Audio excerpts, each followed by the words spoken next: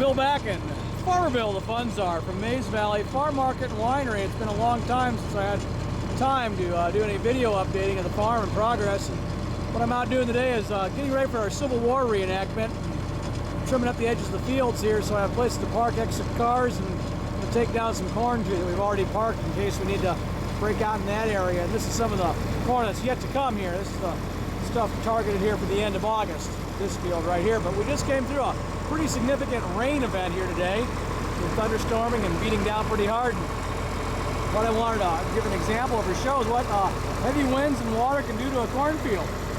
Right there's some sweet corn. If you look real closely, you can kind of see it doesn't really look like a cornfield right now. A lot of that's because it's all laid over. Some of that corn is almost completely flattened onto the ground. Now usually that's not a big problem. It will stand back up given enough time, but sometimes it can flatten it. If it flattens it real hard, it won't come back up, especially if it's later on in the growing season. Then you're stuck with going through there trying to pick it at an angle or it doesn't grow real well. Pretty confident though this stuff is young enough that it'll come along.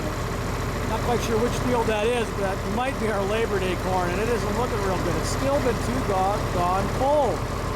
We had some real heat here Sunday and Monday in the 90s and some corn growing weather. It's almost too hot. A lot of humidity, a lot of moisture, but we're still kind of behind.